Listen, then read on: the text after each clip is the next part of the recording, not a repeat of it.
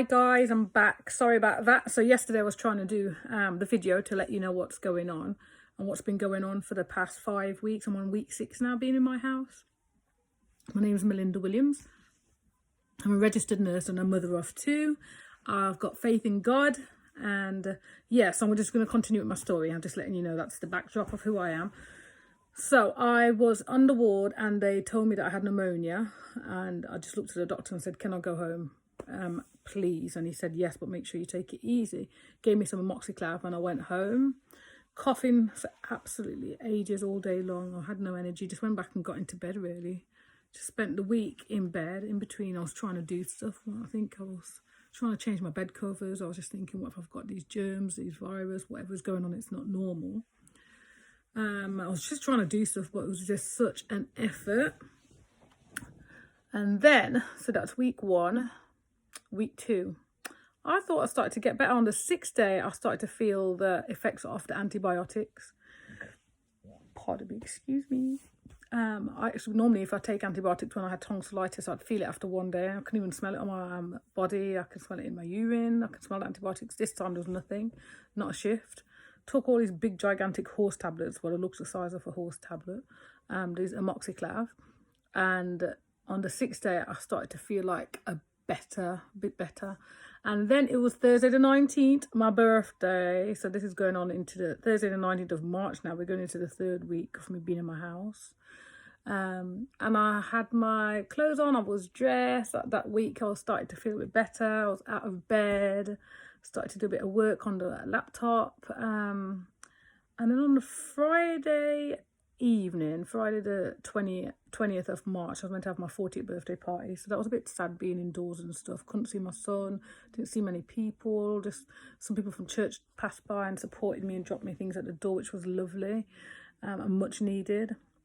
I think the pot of soup that I had really helped build me up that my friend Dan made, because my body needed the ingredients. But on the Friday now, I started feeling a bit of pain. So the coughing it stopped. On the 3rd week, the coughing stopped on the Thursday. And then Friday, I had a pain right here. Yeah, so I still saw a bit now, but the pain was there. And I was like, what is this pain? So I was monitoring it. Nothing on the other side at all, but on the right side of my breast, it felt like I had a tight bra on, and I'm not wearing any bra. I don't even like wearing bras. Well, not ones with wires anyway. And I was like, what is this pain? And then on the Saturday, I was like, nah, it's getting worse. And I was thinking, feels like I've got a corset on. So I had to phone NHS 111 again. Then they said we're going to send an ambulance to the house again. So this would have been the 3rd ambulance coming to the house in 3 weeks. They came out and then they did a check to just rule out cardiac. And these ambulance, I felt so sorry for them. The paramedics looked as old as Wesley and Amelia. They looked about 15 and 19. I felt so sorry for them. And they came in, bless them, and they were sat there and they was wearing a mask. They didn't want to touch me. They didn't, they were so unsure of what to do because of what's been going on. It's almost like I had to reassure them that everything was going to be okay, even though they came to check me out. So they ruled out cardiac, listened to my chest, everything. And they wrote out something saying you need to probably go back to your doctors, get another x-ray earlier to see that if there's anything developing. I was like, that's fine, I'll try and get in. I didn't know that the only way you can see your GP now is if you phone NHS 111 and they do your referral to your GP, because that's what was happening with my GP. So I was like, okay, antibiotics gone, something's still there. The doctor gave me some more antibiotics. So they did me I phoned my GP, she gave me some more antibiotics, booked me for another x-ray. Went down to the hospital now. This was Saturday. Went down to the hospital. You can't, I couldn't get into the A&E section. It was totally different to what happened before. It was like blocked off with a nurse and a doctor at the door at the city hospital.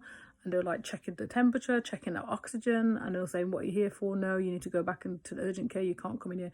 We're only seeing people that are having cardiac arrest, giving birth, or serious crisis. So they were refusing to see anyone else. I was like, okay. So I went back home. I felt a bit deflated, didn't know what to do. Wasn't feeling my normal self. Wasn't feeling, even though I was out of bed and I got dressed, which was a big achievement after about lying down literally for like 15 days with no energy and resting because all my energy was gone. So I thought I was doing good. And then that Monday, was it the Monday? Oh no. So I went on the Wednesday to get the x-ray. When I got my x-ray on the Wednesday at the walk-in centre in the Birmingham Treatment Centre at City Hospital, got the x-ray, and then on the Thursday now, I was doing okay with my daughter, but the breathing was difficult on the right-hand side. It was painful when I slept, when I lay down for the whole week. It was just pain there. Couldn't lie back properly. I had to prop myself up. But on that Thursday, I couldn't even lie on the sofa or sit on the sofa. It was uncomfortable. It was like I had to sit right up. My back was right up. And I was like, this is not normal. I've got a comfy sofa. I've got a comfy bed. I've got like 8 pillows, 15 cushions. I'm just not comfortable. And then something happened. I was in the living room, and if anyone that knows me, when I get the hiccups, I get them all day. They'll come and go, come and go. So it was in the afternoon around 4 on the Thursday, I got the hiccup. And as I hiccuped, it caused so much pain. I screamed. I was like, ah! And I was like screaming, and I didn't want to take the cocodamol medicine that the doctor had been giving me. I was praying about myself. I was praying about everything. And then I was like screaming out in pain, and then I had another hiccup. I was like, oh my God, each hiccup felt like I was being kicked in the ribs. And I was screaming. My daughter ran downstairs and she said, what is it? I said, give me the cocodamols very quickly. I can't not have this hiccup fit. It's like, Google how to stop hiccups. I need this to stop. So I kept hiccuping, and it was like, the more I hiccuped, it's like the more difficult I found it to breathe, to the point when I couldn't breathe properly, and I was having to breathe like this. So I was breathing, and I was trying to yawn to breathe, and I was thinking the only way I can breathe properly is by yawning, and I couldn't take a full breath. I felt my lungs were restricted, like I couldn't take a full capacity of breath after the coughing anyway, and going through all that coughing. But this is worse.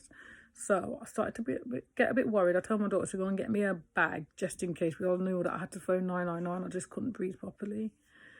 And then the ambulance came.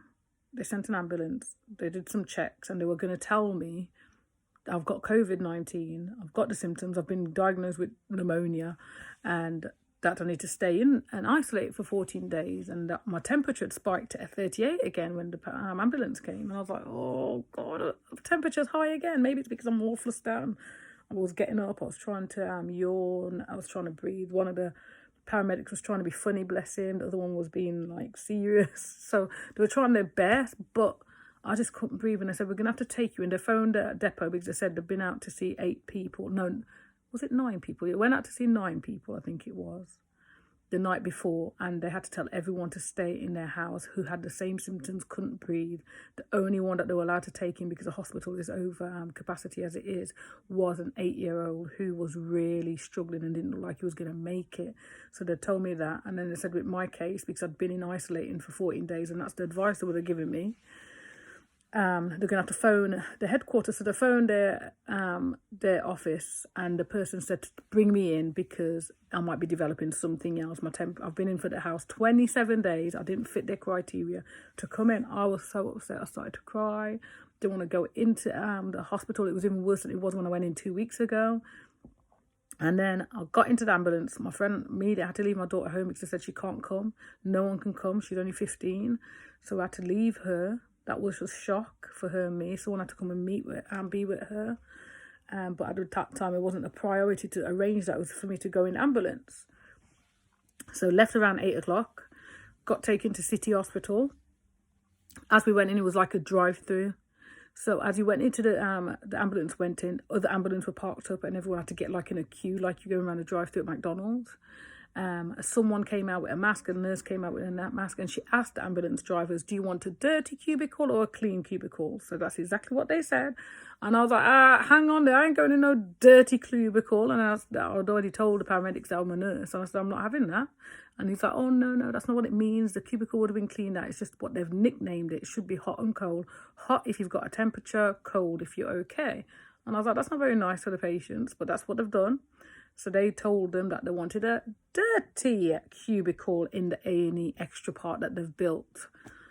So inside, everything in me was freaking out. I was asking them to check my temperature again. If it's gone down, maybe they can take me back home. This is a bad idea. And they was like, well, you do need to get checked out. You can't get a deep breath. It's not, you're not breathing properly. You don't look too good. Maybe you do need to stay. So I felt alone. I felt scared, and I felt fearful.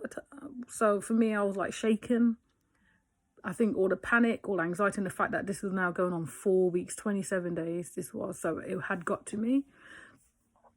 It took about 40 minutes. We were in an ambulance talking. The ambulance, bless him, he was so funny. The paramedic was so funny. He was trying to make jokes about my ribs, saying, oh, my right rib's hurting, and God used a rib from Adam, and I'm going to be in the new world when it's made. So he was trying his best to help, but it wasn't helping. So I had to tell the other one at the time to stop because I couldn't laugh without it being in pain. So I do appreciate him now for trying, but at the time it was too painful to laugh, to breathe, to sneeze, to cough. And then I was thinking, what if it got so painful that I didn't want to breathe? So that's the pain. So I had this, I'd got over the coughing, but then I developed this pain, and I was thinking, now it's getting too painful to breathe. That's the danger. So after the 40 minutes, they brought me into the A&E dirty, red, hot COVID section. As I went in, there was like 2 cubicles there, and they've got like a curtain section with 3 cubicles here. I've never seen this part of A&E before. It's adapted, it's new. And thank God, because they need the space. And then took me to put me in one of the cubicles with the curtains right in front of the nurses' station, so you can see everything that's going on. The nurses and the doctors were wearing like full long sleeve protection wear. They were wearing something that looks like this. Let me get it. Oh gosh. Something that looks like this. Hold on. Over there, Mark.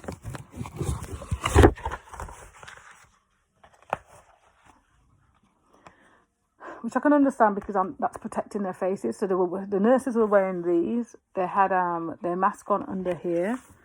Yeah, so they had their mask on here. Some of the doctors were wearing like goggles, the mask and those shields. I was like, wow, that's not being shown on the television.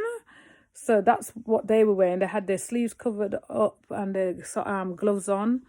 They were like trying not to panic. These group of people looked like they were under control. They even got together for a group photo. I didn't find that impressive, because as they got together, they all went, COVID.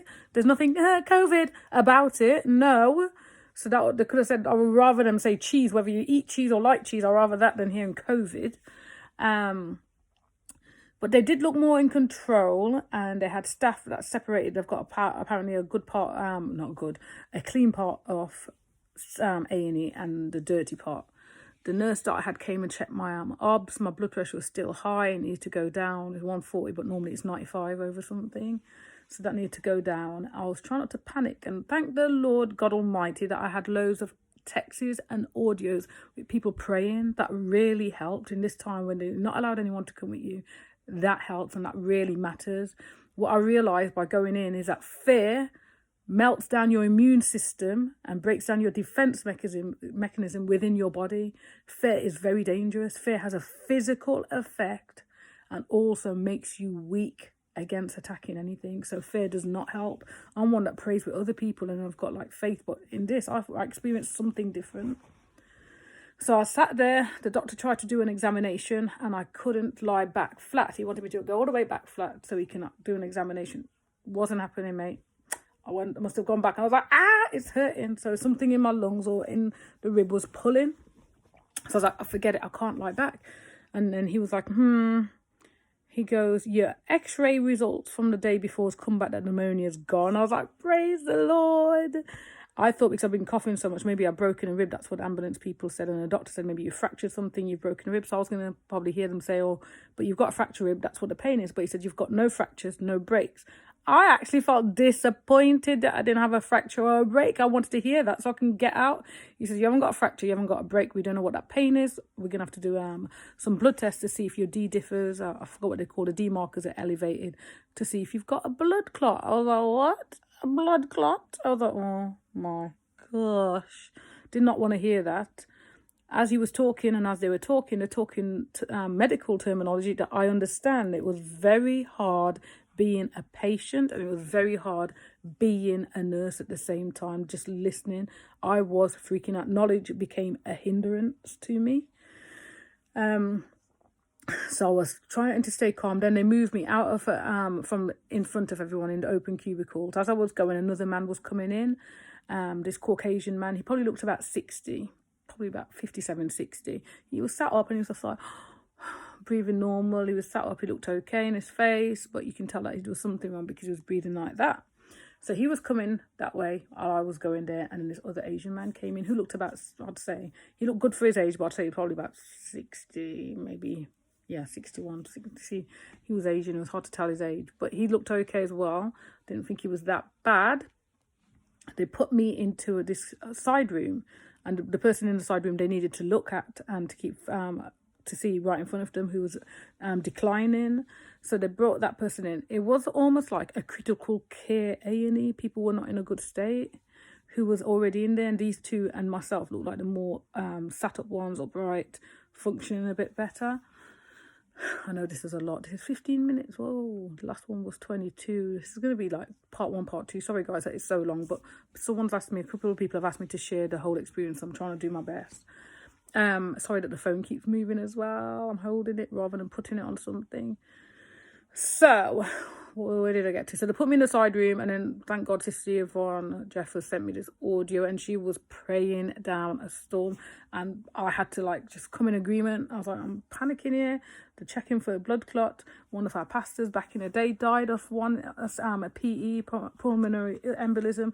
All these thoughts just kept coming through my head, and then previous week, people that we know had passed away. I was upset. I was grieving. I was mourning. So going into hospital in this state was not good. I was in a fragile state anyway. I wasn't my best. I wasn't built up.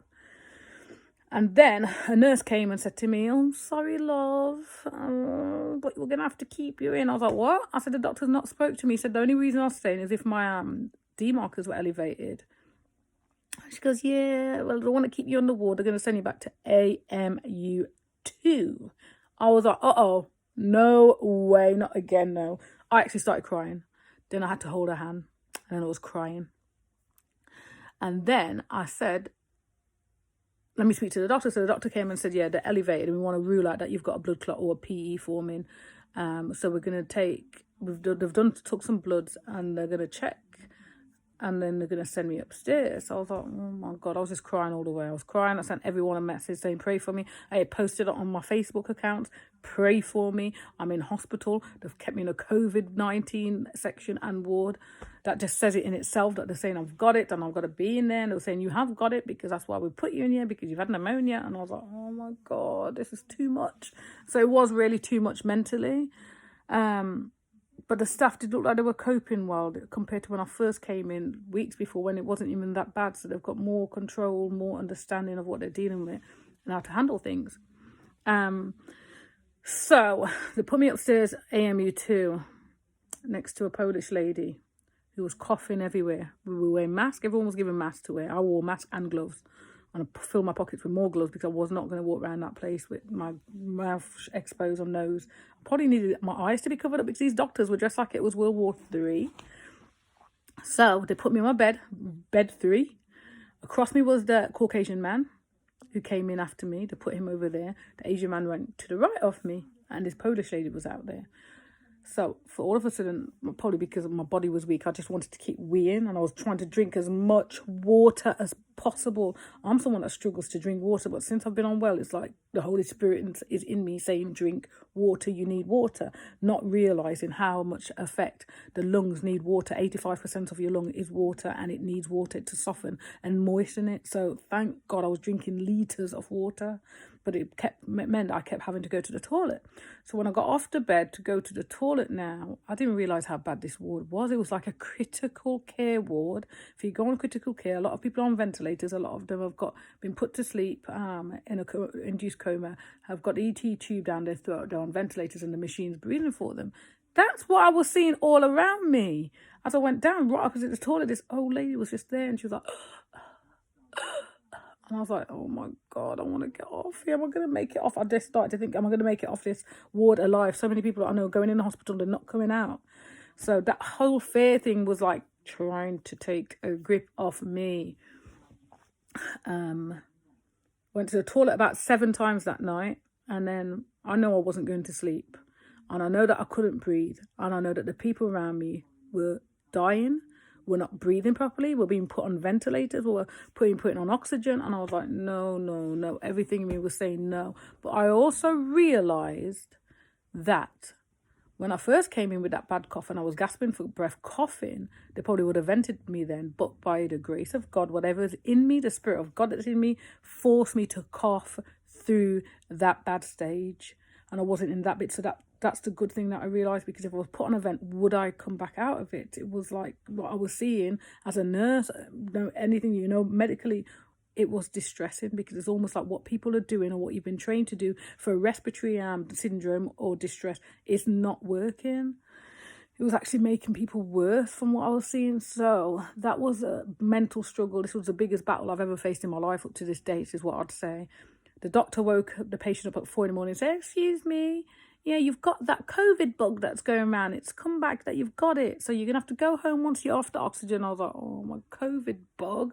Who calls it that? Don't play it down like it's like some Peppa Pig virus, COVID bug, to make it cute like a ladybug. No, she's got something that's serious that people are dying of, apparently.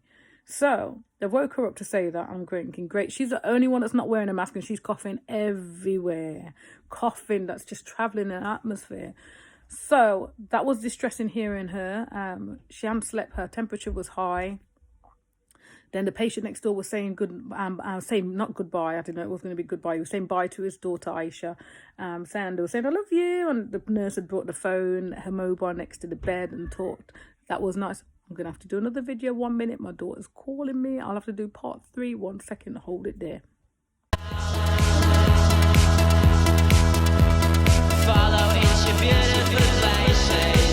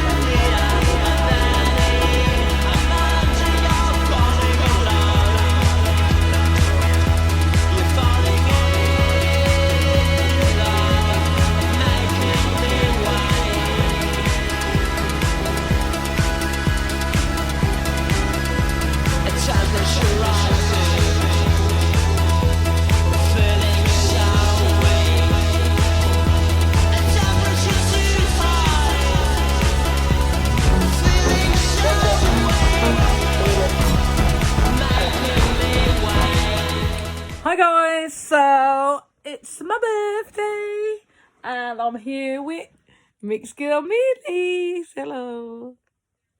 Hey, how are you? And I've got this card. Oh yay. And it says on Mom, your birthday. Oh. And yeah, so I got that, and I got £40. I can't tell you why it's 40, because I'm 30 today. But yeah, we're on day 18 in the house today, because 3 weeks ago 3 weeks ago I had a cough and high temperature, and then I was in bed. Then paramedics came out a couple of times, and then eventually they found out I had pneumonia. So we're on day 18 of being in the house. So yeah, so today we are vlogging throughout the day. And guess what? It took me to be 30 to find out what the word vlogging means. What does it mean, Mealy? Yeah, it's recording a day apart. So yeah, it's basically video diaries. I think I'm going to be doing a lot of this for the whole entire year, 365 days, see how it goes. Anyway, you'll see me when I look better. Bye.